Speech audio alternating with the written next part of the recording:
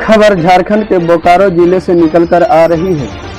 बताया जा रहा है कि बोकारो इस्पात संयंत्र द्वारा स्थापित एवं संचालित विद्यालयों को निजी हाथों में बेचने के खिलाफ लोगों ने किया विरोध प्रदर्शन।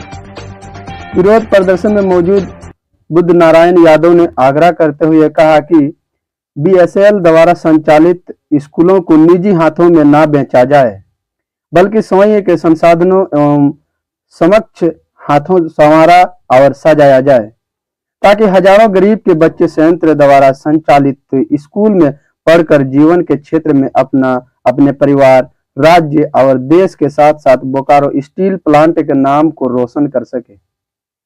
छुरेबाजी होती है बच्चों के बीच में, अनुशासन उन स्कूलों में बिल्कुल नहीं है।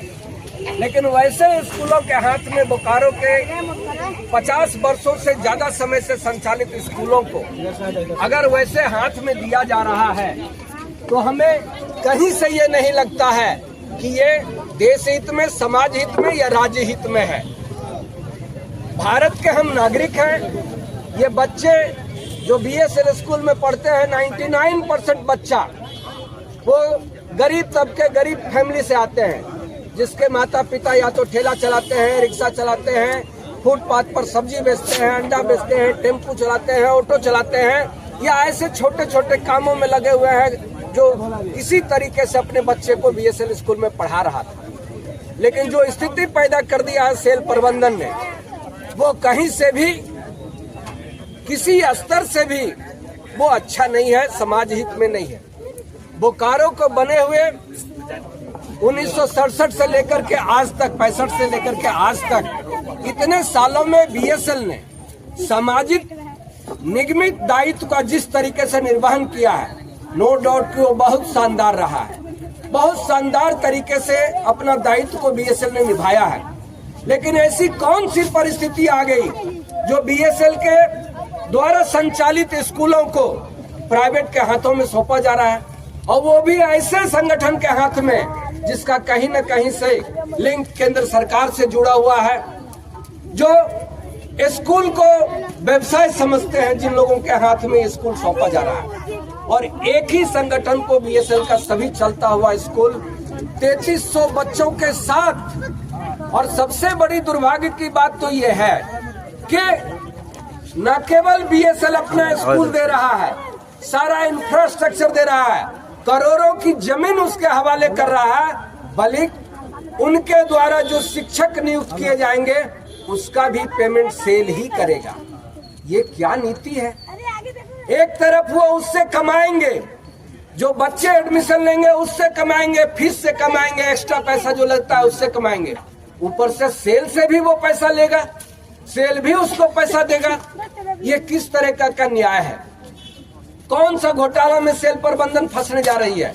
हम लोग तो सुने हैं सुप्रीम कोर्ट के आदेश से इलेक्टोरल बॉन्ड घोटाला जो हुआ, पहले ईडी सीबीआई से दबाव डलवाया गया और उसके बाद उससे लाखों करोड़ों रुपया चंदा लिया गया।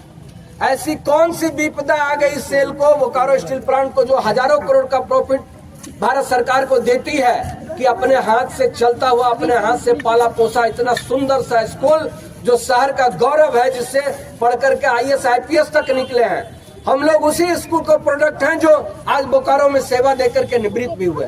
लेकिन कौन सी परिस्थिति आ गई कि एक प्राइवेट हाथों में, जिसके पास न तो वो इंफ्रास्ट्रक्चर है कि उतना वो टीचर ला पाएंगे, उतना स्टाफ ला पाएंगे, और नहीं उस स्कूल को चलाने की क्षमता है, लेकिन वैसे हाथों में सेल ने अपने स्कूल को बेचने का निर्णय किया है। ये कहीं न कहीं से एक साजिश है।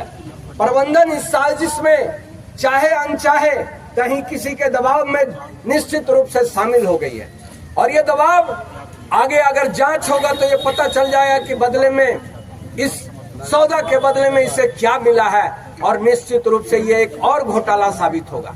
इसलिए हम सेल प्रबंधन को कहना चाहते हैं, आपने जो सामाजिक निगमित दायित्व का परचम आज तक बोकारो में लहराए रखा है, आपने हजारों लाखों गरीबों के बच्चे को जो पढ़ाया लिखाया है, आज देश विदेश में आपका नाम हो रहा है, उससे शिक्षा से गरीबों के बच्चों को वंचित मत करें। ये आपका दायित्व है।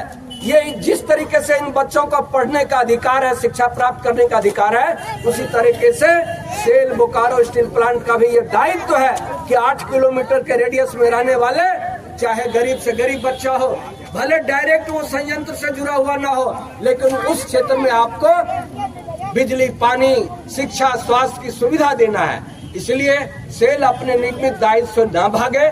सेल का रिकॉर्ड बहुत ही अच्छा रहा है, बहुत ही अच्छा काम सेल किया है। हमें गर्व है, हमें फक्र है कि हम सेल के परिवार के सदस्य रहे हैं। लेकिन इस तुच्छ काम से, इस गलत काम से, काले कारनामे से गरीबों के बच्चे पर आघात पहुंचाने से हमें भी दुख हुआ है। इसलिए हम लोग आज इन माता पिता के साथ, इन बच्चों के साथ ये आग्रह करने आए हैं सेल प्रबंधन से कि सेल के स्कूल को बेचना बंद करिए। अगर आप इसमें सहयोग नहीं करेंगे, अगर आप अपने मन पर उतारू रहेंगे कि हमारा सेल का दबाव है, हमारा दिल्ली का दबाव है, हमारा पॉलिटिकल दबाव है, भाजपा का दबाव है, आरएसएस का दबाव है, तो हम रोड पर बिछ जाएंगे, लेकिन सेल के स्कूल को बिकने नहीं देंगे।